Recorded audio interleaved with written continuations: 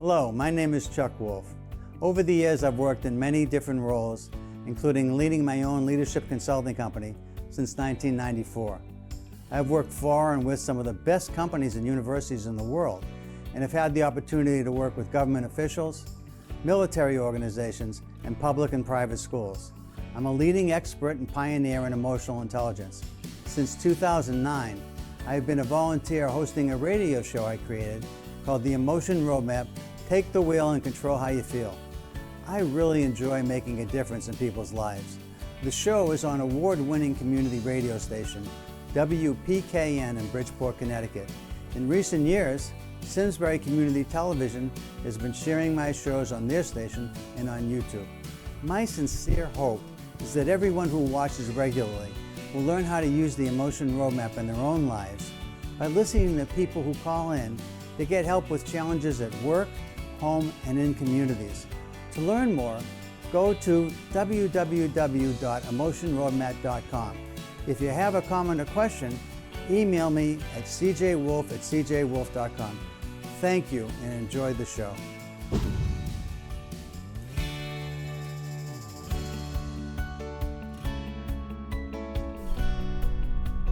So this is the Emotion Roadmap. Take the wheel and control how you feel. And this is the second time we're live on the air. I'm Chuck Wolf and I'm the host.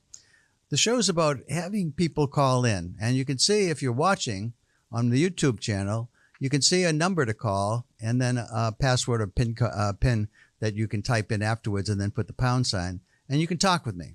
Now, why might you call? If you haven't listened to the show before and you don't know what the show is about, let me give you a little description. The show is designed to help people deal with emotionally challenging situations in their life. We don't get a lot of training in life in terms of how do we deal with anger, sadness, depression. Lots of negative feelings are challenging for us often to deal with. And sometimes those feelings are based on something internal where we're struggling with something just inside ourselves. But often it's something to do with someone else that we care about or we need to care about because we work with them and have to depend on them in some ways.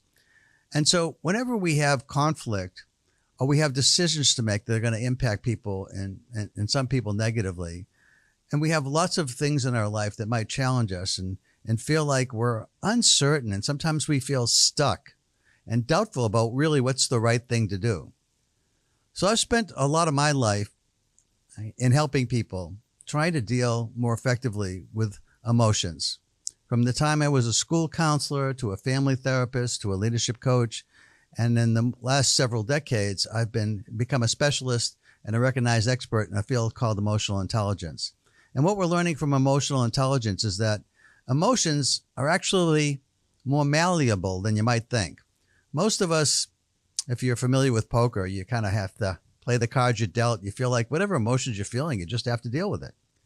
Well, what I found is sometimes emotions are perfect for what you're dealing with. Like if you're joyous and you're happy to be going to a wedding of a friend or somebody that you care about and you're feeling joyful, well, then of course the emotion's really appropriate and there's nothing different you want to do about it.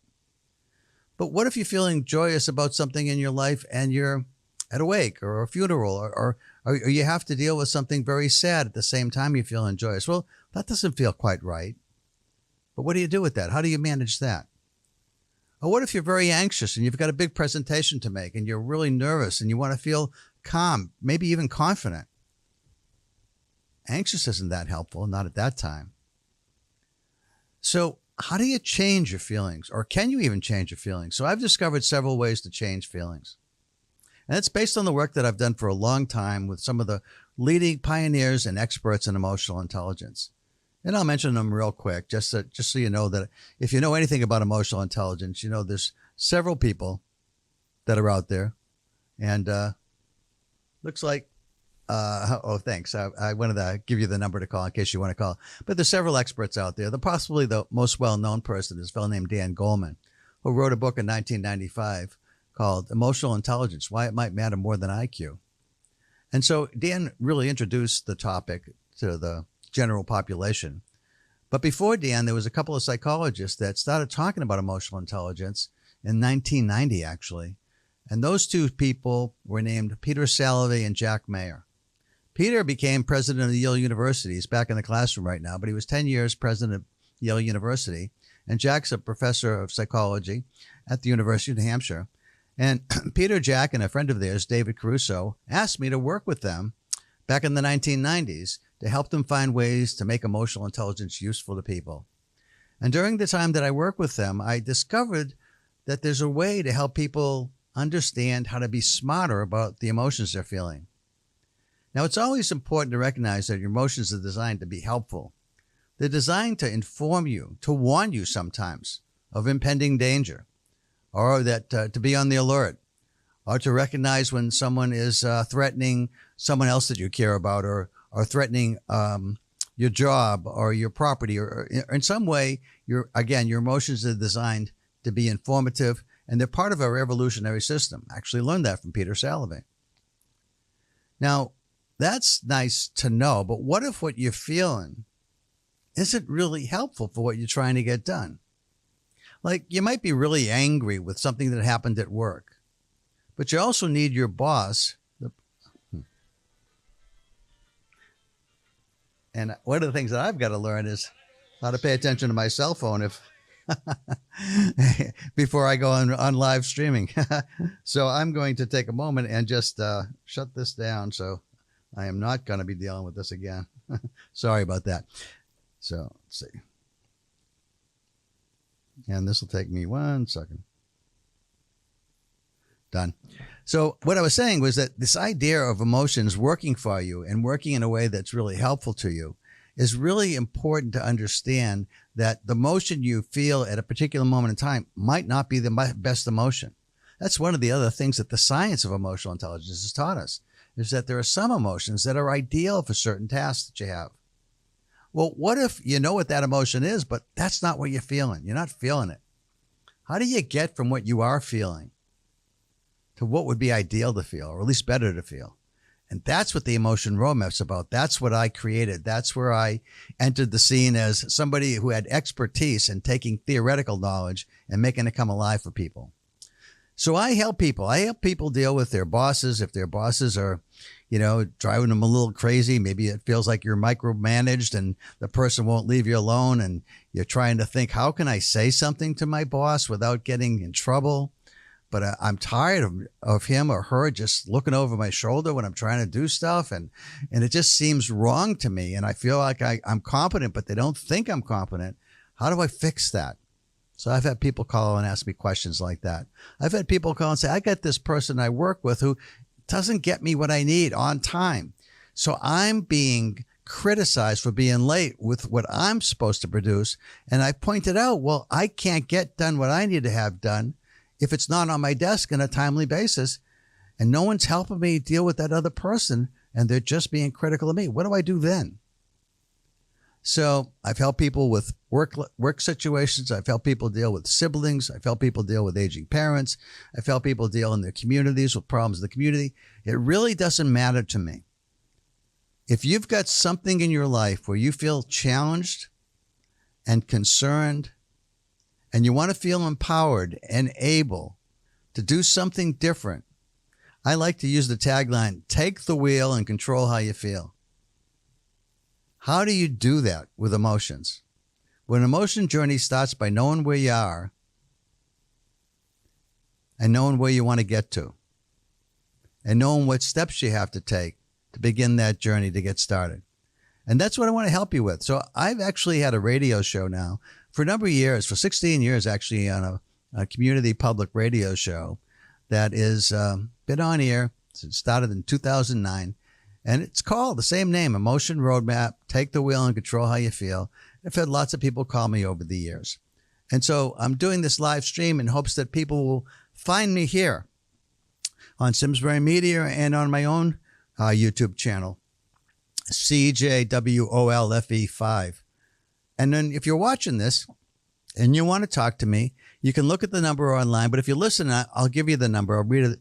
The number is 409-444-2499. I'll give it to you again. 409-444-2499. And when you put that number into your phone. You then are going to be asked for a PIN. And I'll give you the PIN now, too. I'll read the number once more, and then I'll give you the PIN. 409-444-2499. And the PIN is 999-648-224 and the pound sign.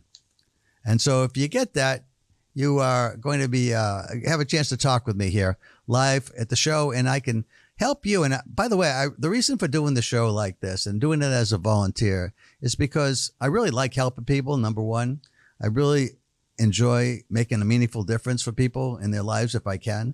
And often I do. So even though you might be stuck with something that's been riding or causing you a lot of concern for a long time, and you've been riding with it for a while, and I want to show you how to take the wheel and control how you feel and go in a different direction, take a different pathway, a different road.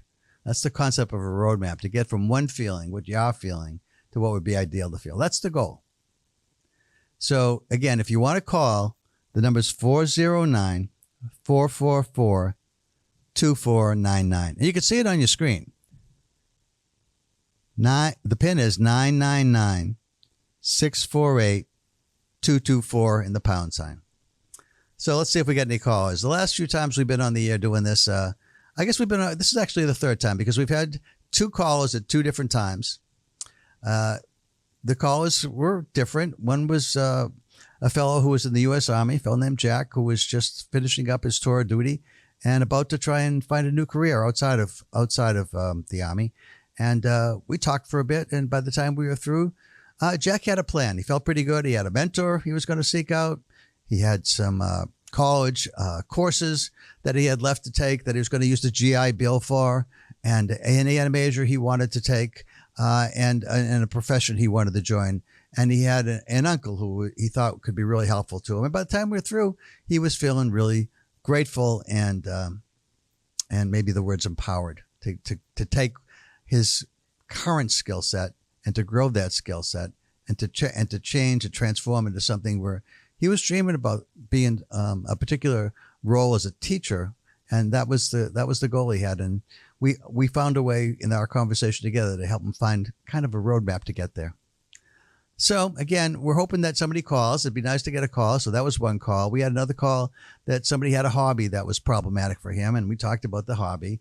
It turned out that I'd had a hobby that wasn't all that different and had a similar problem in my own life at one time.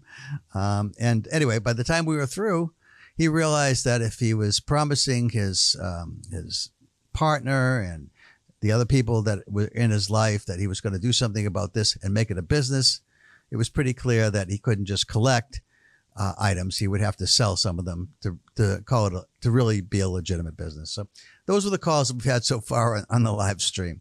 So if you've got something going on in your life with your business, if you're a business leader, one of the more recent phone calls I had on the radio show recently was a lawyer who was running a small law firm, and he was very nervous about the role artificial intelligence is going to play and how it might actually take away some of his business from his firm. And he, in the past, whenever he had a slowdown in business, he would feel a bit anxious, but not overwhelmed by that anxiety. And more recently, he was feeling overwhelmed. And his wife actually suggested he call me. And by the time we were through, he was feeling great, and he felt like he had a plan, and he felt like he was going to take a deep dive himself into artificial intelligence and start, instead of being fearful about it, dive into it and learn about it and see what you can use yourself. It may mean that you can do things quicker for people. With legal expertise, some people are going to look at some of the things that AI are going to come back with and not know if it's legal and right. But your firm can research that and correct whatever might be out there, and also use AI to assist you in research and in marketing in all kinds of ways. So anyway, the goal for the show is to have you call in.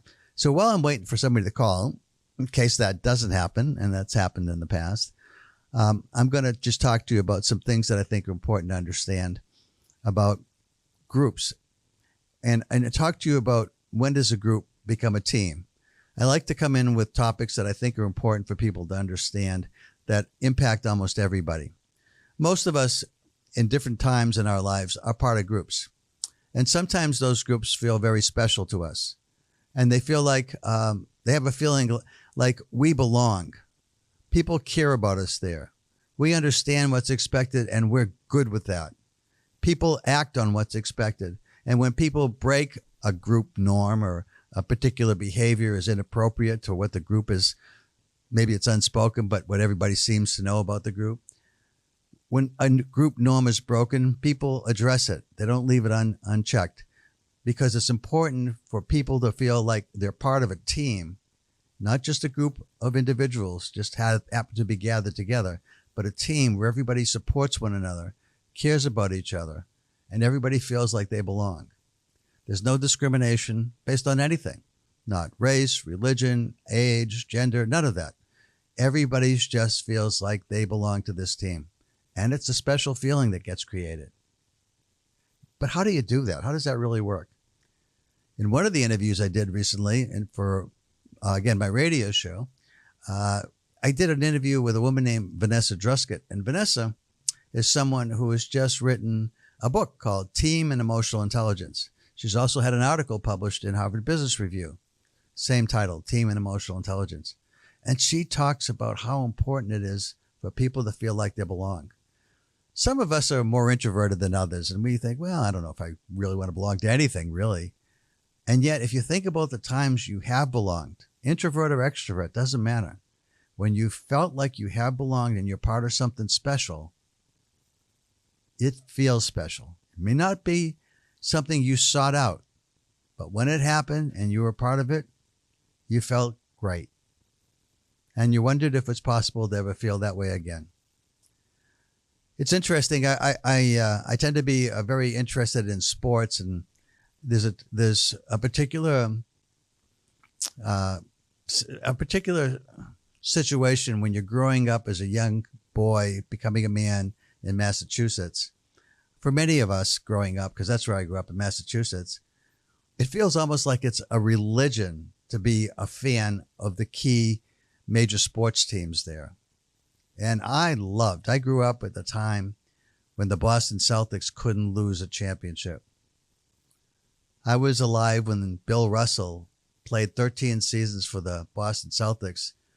And during that time, when he coached and when he was just a player, won 11 championships out of 13 seasons. It seemed like they almost couldn't lose. It was amazing. I also grew up loving the Boston Red Sox, which couldn't win a championship, but somehow they endeared themselves to the people of Massachusetts. And then 2004, they actually won their first championship since 1918. So a lot of people lived their whole lives and never saw the Red Sox win a championship. We've seen a bunch of them in recent years. And more recently, my wife and I go to a lot of New England Patriots games. And we watched Tom Brady, who was, they call him the GOAT, the greatest of all time. He was such an incredible player that you knew when you were at the game that if you were down like he was in one of the Super Bowls against the Atlanta Falcons, it was 28-3 going into the third quarter. And yet you knew Tom Brady never gave up. And he made everybody on the team believe that you can't give up because we still got a shot at this thing. And he actually won. He came back and won that game. Pretty remarkable comeback. But in any case, the Patriots for a lot of years now have underperformed. Since Tom Brady's left the team, they've had losing records almost every season. Their coach is now gone that was part of that dynasty. And they've had a new coach a year ago, and they didn't keep him because he performed poorly. Nice fella, but didn't do well as a coach. He'd never coached before, and unfortunately it showed. And now they have somebody there that is building an emotional culture, and everybody loves playing for this guy. His name's Mike Vrabel. If you get a chance to watch any of the New England Patriots football games, I think you'll see, if you hear any of the players talk, they adore this fella. They feel like the culture he's building makes them feel what I was talking about. They all feel like they belong. At the end of every game, he comes down to the tunnel where they all come in after the game is over and shakes every player's hand. Has something to say to everybody. And that's whether you win or lose. But they're winning. They just won 5 in a row. And all of a sudden, from being, kind of one of the worst teams in football. They're now one of the best. I don't know if it's going to last. I don't know if it's going to be a whole season. I don't know if they're going to contend in the playoffs, but it's amazing to see what a culture where you focus on how people feel generates in terms of how people perform over time. And just the opposite when you have a coach that nobody really respects. You can have the same players and still lose regularly instead of win because people don't feel like they belong. They feel like maybe other members of the team aren't trying hard. The other people aren't accountable and so forth. So anyway, I thought I'd talk a little bit just about teams, and hopefully you're getting some ideas. If you run a team, if you're a team leader, if you manage a team in a workplace, if you own a company, if you're a small business person, one of the things I did with small business people is I helped a company in the Midwest, truck drivers and warehouse personnel, to understand that shared feelings, if we can create shared feelings that we all want to feel. And I asked them, what kind of feelings do you think you want to feel? What do you want to share? I want to feel proud. I want to feel appreciated. I want people to feel accountable. I want people to feel smart, confident, competent. I got a whole bunch of feelings I want people to feel. And if you're all feeling that way, what's different? Well, if we're feeling the way we want to feel, then I wake up in the morning and I want to come to work. I enjoy being at work. And hopefully I'm feeling the same way about going home, but I know I'm feeling that way about work. So one of the things that I think is important to understand is that feelings matter. And one of the things that was discovered with this idea of emotional intelligence is that we're all not the same in terms of how we manage feelings. Some of us are better than others, not because of attitude, but because of skills. And if you want some help with some of this, give me a call. Let me talk again and see if I can get anybody to call. So the number to call is 409-444-2499. 409-444-2499. What might you call about?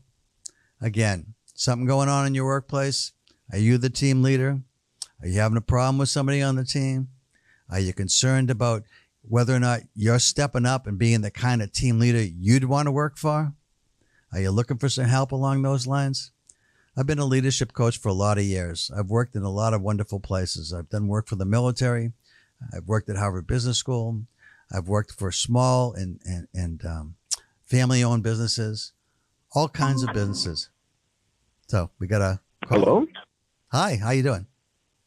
My name is Cameron. I'm calling in. I saw the stream. It seemed interesting. I have a question for you. Okay, Cameron, I just want to make sure you understand you're being recorded. Yes, that is fine. Okay, thanks, Cameron. Go ahead. What is your favorite film of all time and why? Favorite film of all time? Well, I probably have a few, but Field of Dreams is one of them. And the reason that I picked that one is because when I was growing up, one of the cherished moments in my life was when I was playing baseball as a young kid in Little League. I was really good. And my dad spent a lot of time with me there, and we won a few championships. And I have very special memories of my father and I having to do with baseball, and watching that movie Field of Dreams and seeing Kevin Costner reunite with his father. And I also lived in Iowa, not far from where the Field of Dreams was actually built. Went back to see it one day. So anyway, that's my favorite film, and that's why. Or one of my favorites. That's cool. Right. Awesome. Okay. Anything else on your mind? No, not really. I just kind of wanted to ask that. Okay. All right. Well, thanks for the call, Cameron. I appreciate it. You're welcome. Okay. Take care. Bye-bye now. Well, that was an unusual question that I fortunately had an answer for. Okay. So again, if you want to call in and you got something that you want to ask for some help with, again, you just want to talk to me, that's fine too. You want to know a little bit more about the show, you have some questions about what you might call in later about, or if you've been a part of how about this? If you've been part of a team before yourself and it was really special, what made it special? You don't have to call in and ask for help, but if you've got anything, because I did talk about teams today, if you've got something you'd like to call in and share, but what do you think makes a team special? And what are some problems that you've seen on teams that cause team members not to really want to perform at their best? One of the things I struggled with over time was I always had a really high internal standard. I never wanted my work to be sloppy. I always wanted to perform at a high level. And sometimes, though, when I felt like the person that I worked for really didn't appreciate me, I was really, treating me unfairly in some way, or the organization wasn't really performing well, and they were making it hard for everybody to like being there. Sometimes companies, for instance, I did work internally for a number of companies over the years. I worked for Exxon before it was ExxonMobil. I worked for Hartford Insurance. And again, I worked for Harvard Business School, and I worked for some schools. But one of the things that I want to mention is that if you feel like your company only cares about making money and not about the people who work there that help to bring the money in, how hard do you really want to work? Some people I know just want to fly under the radar. They just don't want anybody to notice them. They're going to do what they have to do so that they're not a problem, but they're not doing anything extra. There's a group called Gallup. It's an organization. They survey companies all over the world, and they look at engagement, and they think of engagement as emotional commitment. And they actually show research that says the higher the levels of emotional commitment that you have, the higher you go, the better you are in terms of productivity, and if you're a for-profit company, profitability. But even if you're a nonprofit, people perform at their highest levels when they feel like they're fully engaged, they're fully committed, because they feel like the people around them are important and they care about them because they feel cared about too. They feel the organization's doing the right things for the right reasons. They're not just working to make the most money they can. Like, I'm a huge fan of capitalism. I really believe in capitalism. I think it gives people chances to be more than they start out at. I know for myself, I was a working class kid when I first started out, and I had lots of wonderful opportunities, in part because we live in a society where everybody gets a shot. And I think capitalism is great, but I think it gets corrupted by greed and power. I think the problem with capitalism isn't capitalism itself. It's sometimes people at the very top get very greedy, and it becomes, at some point you don't need more, but it's almost like a game people play. Like, I want more than the person next to me is getting. Why? What do you need it for? How much is too much? How much do you need to be just okay? So I think I love capitalism, but I also am, I know that capitalism can be corrupted by greed and sometimes power too. But I still love the opportunity that capitalism provides. So anyway, if you've got something about teams that you think is important to share, that you think you've had a part in being a part of a very special team. By the way, it doesn't have to be a sports team. It could be a group, a band. It could be a chorus. It could be, a production company. It could be anything, really, some kind of club that you're a part of. But if you've got something where you felt special, what made it that way? And give me a call and talk about that if you like. Again, the number is 409-444-2499. And by the way, if you're someone who's enjoying listening, tell other people about the show. And we're trying to raise the level of viewership, if you will. And so we're trying to encourage people to tune in while it's live. You can watch this later because it's all filmed and it's going to be posted on my channel and also on the channel at Simsbury Media. So when it's posted, you can look at it then. But if you're here at live, then you got a chance to talk to me. And I'm hoping more and more people find it comfortable and not afraid to call in. I know it's challenging sometimes to hear your voice on the air, especially if you got something you want some help with. But in this case, I'm just asking you to talk about teams, if you will, if you've got anything you'd like to share. And again, the number is 409-444-2499. And the PIN is 999-648-224 and the pound sign. So we'll see if we get another call. We got one call each session. And this one was about what's my favorite movie. But, actually, it's a nice memory. I don't know if you have a favorite movie too, but, when you start thinking about what do you like and why, it often brings up nice memories. At least for me, it does. And perhaps it does for you as well. So I've talked a bit about teams. Let me talk a little bit about leadership, because I think leadership's another major focal point for all the people that I know and work with in the field of emotional intelligence.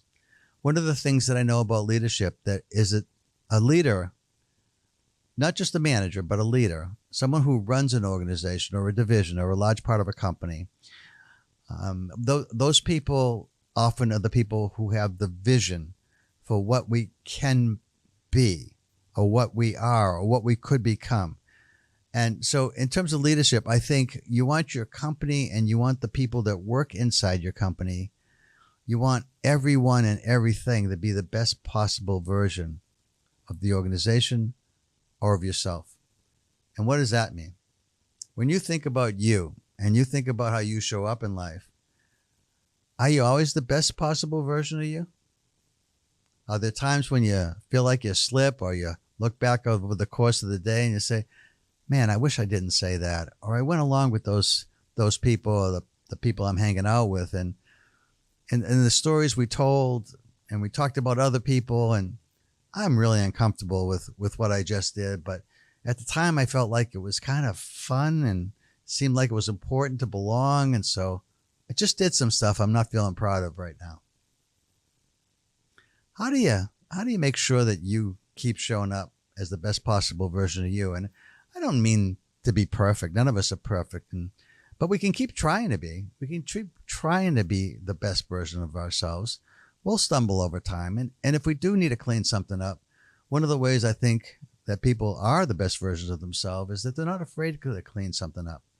They're not afraid to say, hey, I made a mistake here. This was about me. And I'm sorry. I shouldn't have done that. And I feel bad that I did that. And I hope you'll forgive me.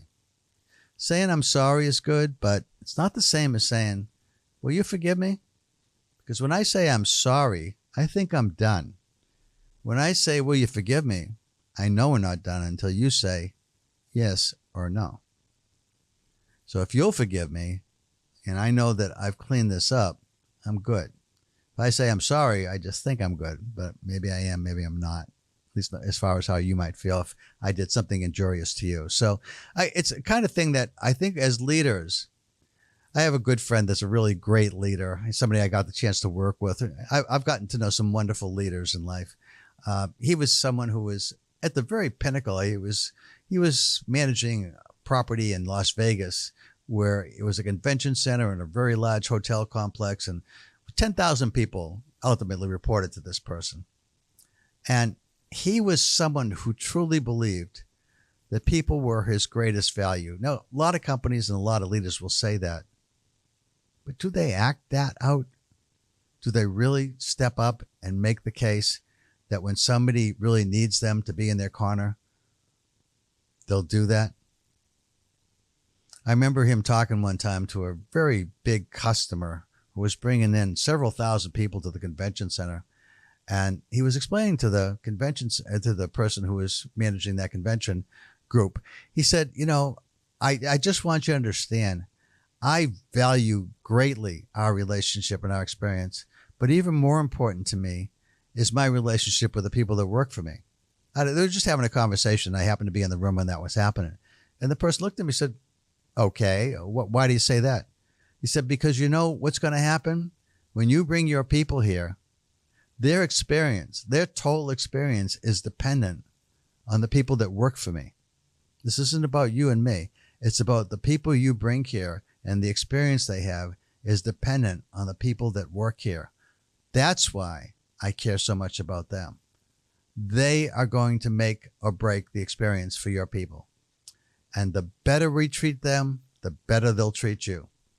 Now, a lot of people might say those words, but he actually lived them. So when I think about leadership, I think about before emotional intelligence existed, he knew how he wanted people to feel. He got it. He got it right away. He was one of the smartest leaders I've ever worked with. It was a pleasure always to work with him. Still get a chance every once in a while to work with him still. He's off doing some great things now. He no longer works for anybody. He's got his own resort that he's created, and that he's in charge of, and he loves sports fishing, and he takes people sports fishing these days. He's having a ball. So, but I have worked with other really good leaders. One of the leaders I worked with was somebody in Simsbury at one time who worked at Ensign Bigford, and there was some issues with unions, and somehow unions come into being because people aren't happy with the people who manage them. I don't think anybody wakes up in the morning and says, let's have a union if everything's going great in a company. It's only typically, I should say, I can't say always, but typically unions are formed when people feel like managers aren't listening to us. They just ride roughshod over us. They don't really care about us. We need a union to protect ourselves from our managers. We don't see ourselves being aligned. Well, I had the chance to work with somebody who was at Ensign Bickford at the time who said, I want to change that dynamic. I want the union people to feel like we're all on the same team. I want to create a vision where we all participate in saying what we want to have going forward, how we're all going to work together, how we're going to be together. So that's one of the things that I spent some time with too, was thinking about how do you get groups that might feel adversarial to start talking and communicating with each other in ways that everybody feels really good about the relationship. How do we create that? So I've been talking a lot, and I'm actually hoping that there's somebody out there that's listening that wants to pick the phone up and make a call before we close out. We got a few more minutes today. So if you got a chance and you want to talk about teams, you want to talk about leadership, you get some questions yourself and about your life, you want to talk about families, you want to talk about communities, I'm really game for anything because it's really fun for me when someone calls in and I got a chance to try and figure out, okay, what's going on? Let me hear the summary. Let me understand who's part of that summary, how each person's feeling, and how you'd like them to feel. And let's see if we can help out and create some kind of a, possible solution for you before we close off. So I'll give you another chance to call in. The number's 409-444-2499. The PIN is 999. 648-224 and the pound sign. And I'll do it once more. But again, teams, families, communities, you got something that you think you want to talk to me about, give me a call while I still got a few minutes to talk with you. And I'm happy to kind of walk you through the questions I ask, which is, how are you and anyone that's key feeling about what's going on?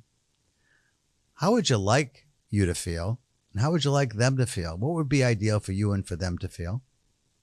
And how can we get you there? And of the things we talk about, is there a strategy that actually will work for you? Something that will actually help you to get from what you are feeling to what you'd like to feel? That's what I'd like to help with. So let me see if I can get you to call 409-444-2499.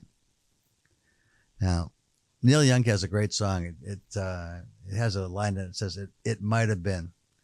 Don't go away saying it might have been. You could have called. I'll be on in a couple of weeks. And you could have called and you could have asked and you might have got some help. But the show's going to be over soon. So if you didn't call and you didn't ask and you didn't get some help, you're still going to be dealing with it yourself. One of the reasons I like helping people live like this or on the phone or on the radio show is because what I find is it's really helpful for people to understand this idea of an emotion roadmap is really powerful. And if I can help you, I'm helping everybody that's listening and watching. So if you call and I help you, you're helping others too. It isn't just being selfish and getting help just for you.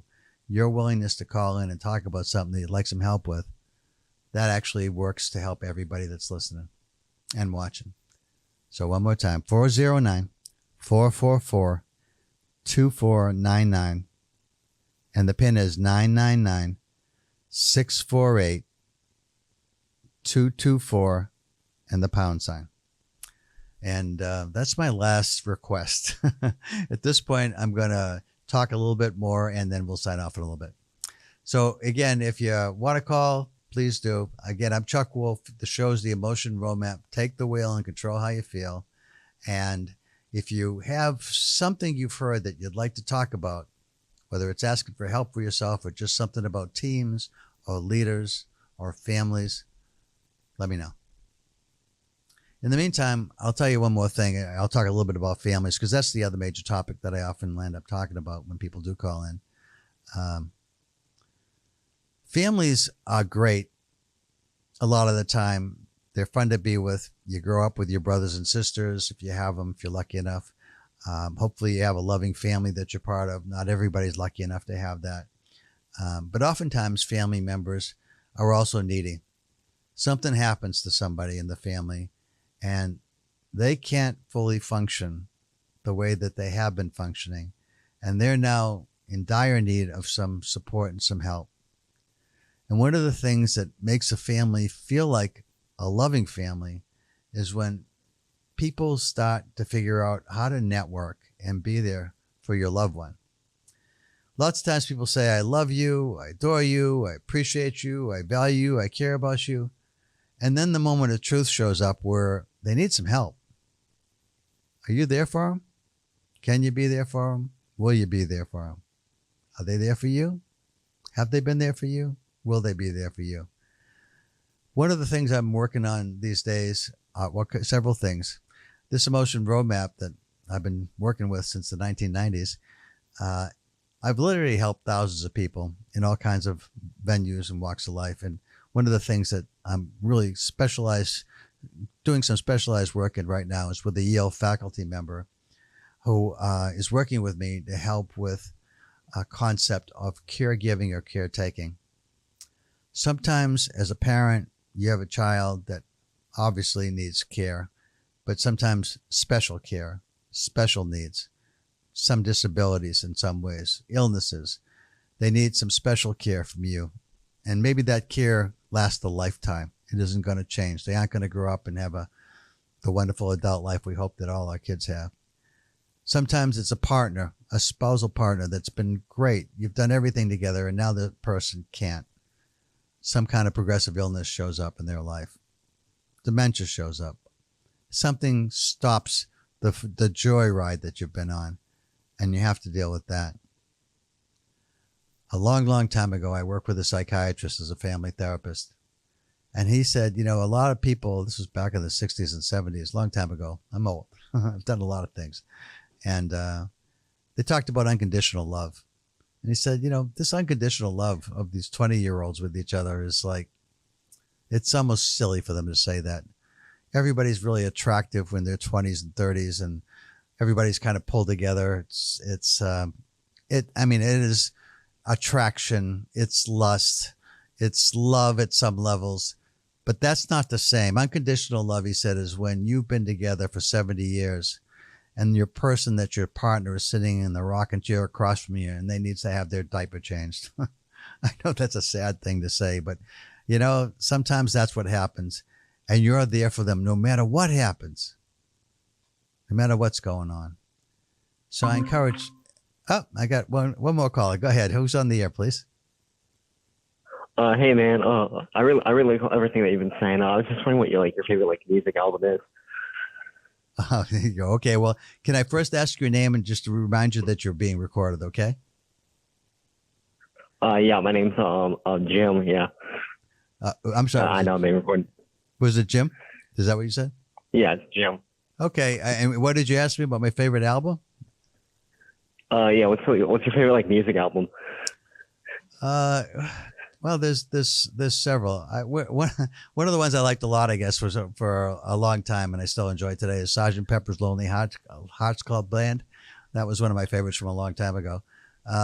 If I'd like something more recent, Willie Nelson's had several great albums the last few years. I'm a big country fan, and my cameraman today was named for Waylon, so. So that's anyway, Willie's got a great one of the songs Willie has that I think is a great thing to talk about towards the end of the show here is he's got a line in one of his songs. He says, treat every day as if it's your last, because one day you're gonna be right.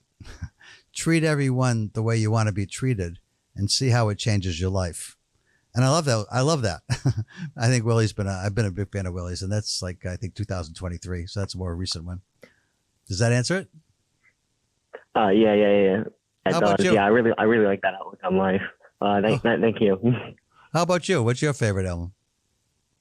I really listen to a lot of The Strokes. You have a favorite group? I'm really partial. Yeah, they're called The Strokes. I listen to my favorite album from them is This It? Okay. And why is it your favorite? Is there something about it is it just the music, or is it the words, the lyrics? What do you like? I mean, the lyrics are always like great, and they always like really hit. But I don't know, some of it is like a little nonsensical, and also just like the vibe of it. They almost have like purposely bad mic quality. Oh, really? They do that on purpose. So that's part of who they are, I guess. That's the way they kind of differentiate themselves a bit. Yeah, it's really great. Okay, that's cool. Hey, but hey, let me. As long as I get you on the phone, Jim, you ever been part of a team that you thought was a really good team? Let me think. I would say yeah. I've had some like really good flight instructors. Oh, do you fly? Yeah, I do. Oh, that's interesting. So when you have a now you're probably a private plane, not a crew. It's flight training. During flight training, it's kind of a crew environment, or at least it's starting to be like a crew environment since I'm in commercial training right now. Oh, that's really interesting. So I think one of the things that's actually been studied for a number of years about teams is how a crew pilot works together, and how important that is for the safety of anybody that they might be carrying on a commercial plane, for sure. Yeah, it is. Yeah, it's called crew resource management, actually. Well, that's it's that whole art. Yeah. Well, listen, Jim, thanks a lot for the call. I guess this is probably about time for me to sign off. So I appreciate the call, and thanks very much. And if you like the show, tell other people about it too. Okay. I'm on there. I'm every other Tuesday at 5:00 on this channel that you're watching. Thank you. I will. Okay. Thanks a lot. Bye-bye now. So that's the show, folks. Thanks very much, and I appreciate it. I want to thank Waylon for being my cameraman today, and for Cole for setting this all up, and Keith for allowing all this to go on, and looking forward to it, and hopefully we'll do this again in a couple of weeks. Thanks, everybody. Bye-bye.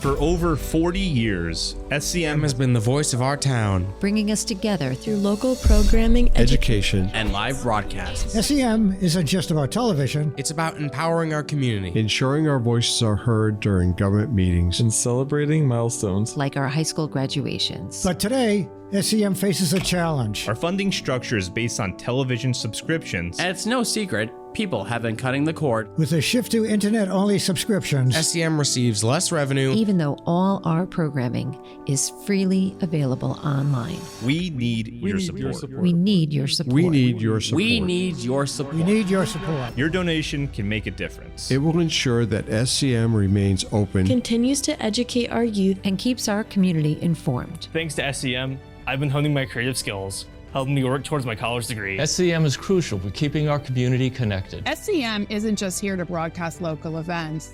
They're actually preserving Simsbury's history. Join us. Join us in preserving Simsbury's voice. Simsbury's voice. Together we can ensure that SCM continues to thrive for generations to come. Visit our website or scan the QR code on your screen to make your donation. Every contribution counts. Thank you for supporting Simsbury Community Media, where your town, your schools, and your government come together.